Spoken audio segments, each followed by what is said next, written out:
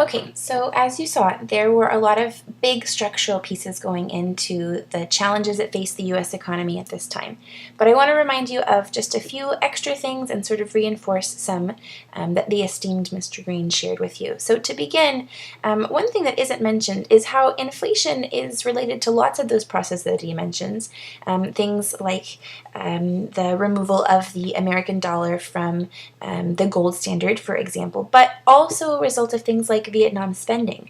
When the government spends lots of money on anything, it tends to drive up prices throughout that process. And alongside with that, Nixon, sort of true to form in what had become this traditional Republican ideology dating back to the 1920s, responds sort of predictably to economic challenges by cutting government spending, domestically speaking, right? So trying to cut back on lots of those Great Society programs, and then, as was mentioned, accepting these like interest rate hikes. But that leads essentially directly to recession, and Nixon responds with a series of price controls that attempt to artificially hold down inflation and produce some economic growth. They are temporarily successful, but the big story, as John Green mentions, are the oil shocks. I just kind of want to give you a tiny bit more history about some of the things that lead to the OPEC oil embargo. John Green mentions the Six-Day War or the Yom Kippur War, but really America's challenges in the Middle East began before that. You probably know that Israel was created as a country in 1947 by an act of the United Nations, and the United States felt some sense of obligation to support the Israeli state, but that got considerably more complicated in the early 1960s when the Soviet Union begins to seek friends in the Middle East, particularly in places like Iran, for example, which we're actually still seeing today, and in Syria.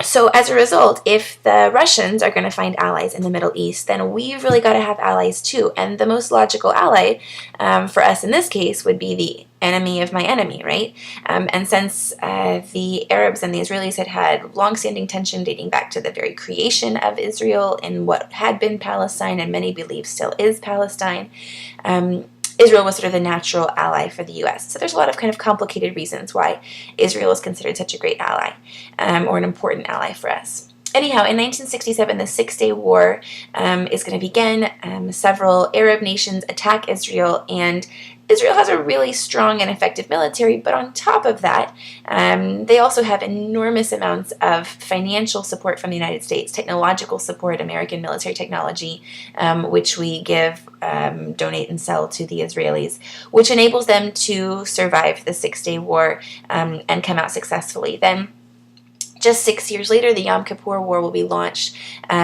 this time with the addition of a few more Arab countries. Egypt leads the charge, and once again, with United States support, the Israelis managed to win against really overwhelming odds, right? This teensy little Middle Eastern country is going to be successful against these really powerful Arab nations that are attacking it sort of in concert. So in retaliation for that, OPEC, which had formed in 1960, is going to declare an embargo on oil sales to the United States. And although we had been the world's largest exporter of oil during the lead up to World War II, by 1973 the U.S. was a huge importer of oil because of the explosive growth of the automobile industry in the United States. And so the oil embargo was devastating to the U.S. economy, and as John Green mentions, is going to really have effects far beyond just high gas prices, because almost everything we have is made with oil or is transported via vehicles that use oil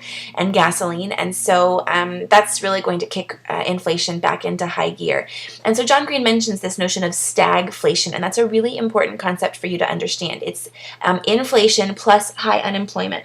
And as he mentioned, most people thought that wasn't possible to have them both at the same time, both problems. Keynesian economics says if we have inflation, then we're going to take steps to try to control that by, for example, raising interest rates to make it more difficult for people to borrow money, which would then hopefully bring down the value of the dollar, or excuse me, bring up the value of the dollar. And then if we have unemployment, the idea is that we would cut interest rates, and the government would spend more money, and that those things would help businesses to invest more money, or to get more money to invest, to hire more workers. The government would help to put money in people's pockets, and that would solve that problem. But if you have stagflation, what is the government supposed to do? I mean, if they raise interest rates to try to reduce inflation, then that's going to make it harder for businesses to get credit, which means they're not going to be able to expand or hire more workers. It means that homeowners and families are going to find it much more difficult to access the kinds of cash flow and capital that they need, which is going to further exacerbate unemployment, and vice versa. If you, on the other hand, try to cut interest rates to solve the unemployment problem, it's just going to exacerbate inflation. So there's this real crisis that the United States doesn't know how to proceed from. But beyond sort of the pure economic issues of the 1970s, I also want you to remember that we're seeing a transformation, not only economically at home, but in American policies worldwide. And this is going to really be articulated through Nixon's Cold War policy called détente. It's sort of a cooling off, or maybe a warming up, depending upon how you want to take that metaphor, of the Cold War. Nixon is going to kind of reject this very antagonistic atmosphere that had existed in the 50s and 60s, partly because our economy is sort of cratering, and we don't feel like defense spending is going to be this huge part of something that we can continue forever.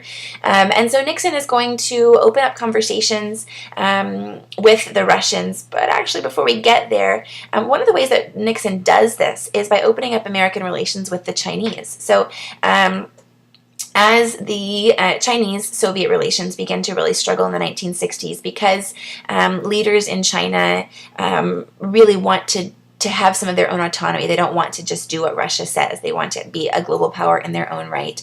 The United States foreign policy experts, including people like Henry Kissinger, the Secretary of State, are going to see an opportunity. And so in 1972, Richard Nixon visits China and begins to sort of ease, that is communist China, right, as opposed to the so-called real China, in our opinion, right, on Taiwan.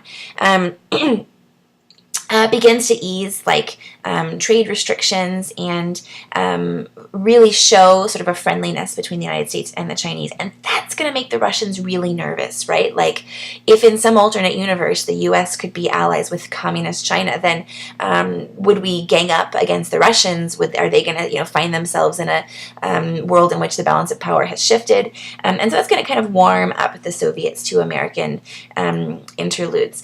Nixon is also not going to be particularly aggressive with the Soviets in general, right? So he's going to agree to the Helsinki Accords, which are going to accept the status quo in Eastern Europe, which for many in Eastern Europe especially is kind of seen as like selling out these sort of budding democratic movements there. When Nixon signs the Helsinki Accords, he's basically saying that, look, whatever political apparatus exists in Eastern Europe, we're going to accept those as legitimate governments, even if, the political apparatus that exists are these autocratic, Soviet dictatorships that are, pushing down these democratic protesters in Eastern Europe. But we can put a little asterisk there, because one piece of the Helsinki Accords uses language that begins to hold the Soviets accountable for abiding by human rights standards and the United Nations declarations on human rights. So Nixon would say, and those who support this action would say, that the Helsinki Accords accept what's in Eastern Europe, but they accept it on the basis that there will be no more human rights violations there. Now, I'm not going to tell you how super effective it was, but I will say that it gives sort of a legalistic path for the United States to challenge what's going on politically in Eastern Europe. So we can say, oh, hey, look, we said that these governments are fine, but they're breaking the rules here. As opposed to prior to the Helsinki Accords, there was really nothing we could do except for to say, well, this is an illegitimate government, and so therefore, then what do we do? I mean, do we go to war? Well, that wasn't something we were willing to do. Other things that Nixon is going to do with respect to détente, he's going to begin shipping grain, for example, to the Russians who are suffering from, years worth of famine. He and the premier of the Soviet Union are going to agree to SALT I. SALT stands for the Strategic Arms Limitations Talks, and it's an agreement to freeze the creation of ICBMs, intercontinental ballistic missiles, to their current numbers. It's kind of a weak agreement because it doesn't say anything about all kinds of other nuclear weapons, many of which we were developing that would sort of render ICBMs kind of useless. So it's not like SALT I made the specter of nuclear war any less likely or less devastating necessarily, but it was really symbolic that we're going to do something to try to make things better, make war less likely between the United States and the Soviet Union. So now you're going to watch a video about some of Richard Nixon's domestic policies outside of the economy and take some notes about that.